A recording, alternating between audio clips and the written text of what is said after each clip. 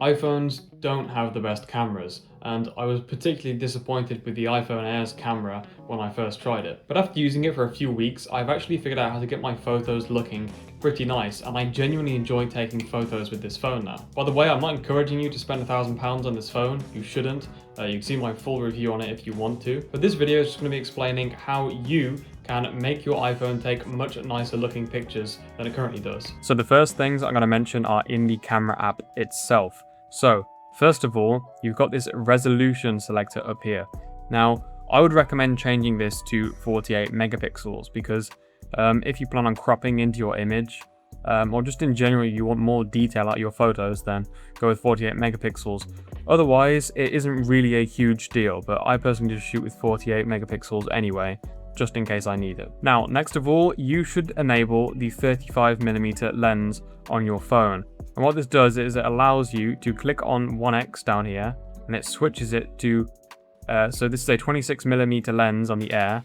When I click this, it changes it to a 35mm crop. Now, the reason you want to do this is because all portraits and like general photography is taken at 35mm. It's the gold standard for photography. So the thing is, when you take pictures with 26mm, it's too zoomed out and it distorts things, whereas 35mm is, you know, it's apparently supposed to closer match the focal length of the human eye, and that's why it's the standard for photography. And also doing a 2x crop is fine as well because it simply crops into the 48 megapixel and you're getting a 24 megapixel output, so you're not actually losing quality with that. But whatever you do, just do not shoot with 26mm unless you're taking a picture of landscape or something. Now, the quality of our pictures is not something that we can change. If we have a phone with a 48 megapixel camera, we're getting 48 megapixel photos. There isn't anything you can do about that.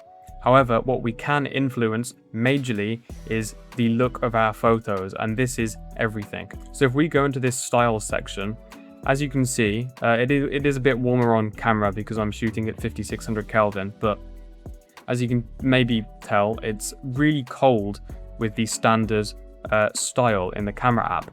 Way too cold, and it also lifts the shadows up a lot. So as you can see, that would be darkening the shadows, but it lifts the shadows up to the point where they're basically non-existent, which is what gives you that washed out, flat, smartphone looking image. And you know, you can tell the photo was taken on a smartphone.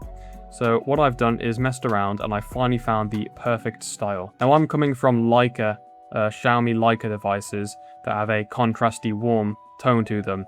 And so I've sort of emulated that with the iPhone. So I've selected the amber filter and I've set the tone to 75 and the color to 36. And the palette is set to 100. Now, this is all personal preference, and I do encourage you to play around with it yourself and find what you prefer the most. But if you want a good starting point that's just going to make your photos instantly look better, then I would recommend copying these settings. Here are some photos that I've taken on the iPhone Air since I've started using these settings, and I'm really impressed by the outcome. Before, when I would go on walks, I'd have my iPhone Air in one pocket and my Poco X8 Pro or maybe my Xiaomi 15 in another pocket.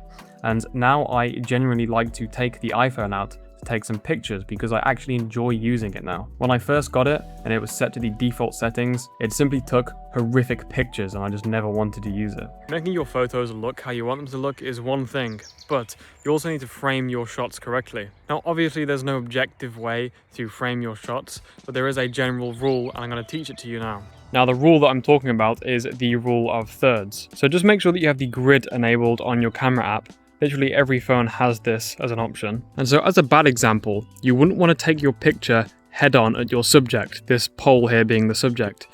Now, you're not going to be able to see this too well on camera, but you want to make sure that your subject is on one of those grid lines. So I'm going to position the pole on that right grid line. And by doing so, you get a much more interesting shot compared to if it was just straight on. Here is another example. So instead of taking a picture of the corner of this fence straight on like this, I'm going to lower the phone a bit and position, I'm also going to zoom into 2x, I'm going to position the corner of the fence on that left grid line. And as you can see, that's just going to give us a much more interesting shot, and it, you know, you've got more of the background in there.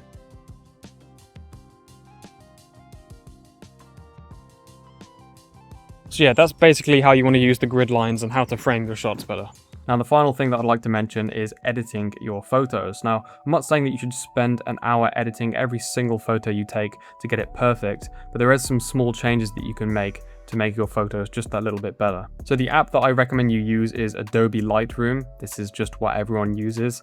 There isn't really a reason to use anything else. Now, the first thing that I'd recommend doing is going into Edit, Light, and the Tone Curve. Now, I know this looks scary, and you have no idea how this works, or maybe you do, but all you have to do is place dots. You want to place 3 dots, just like I have, and then you want to lower this dot. My shadows are already quite dark in this image, so I'm only going to lower it a tiny bit, and then the bottom one, if you raise this up a bit, you get this haze, you get this filmic-like haze on the photo, which I personally quite like, so I'm going to raise this up a little bit. And then the top area of the curve controls your highlights. So I'm actually going to bring my highlights down a little bit because they were slightly blown out in this image. And then, yeah, we'll bring that down a little bit too.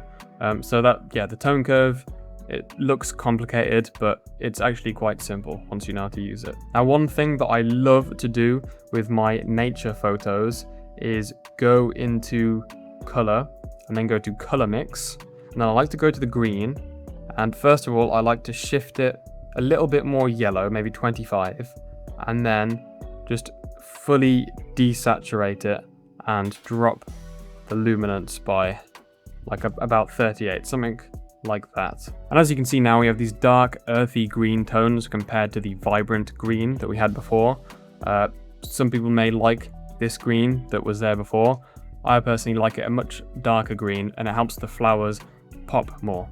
And this is infinitely customizable. You can customize the orange of the flowers so we can saturate them more, or we can even change them to be more of a red color if you want to.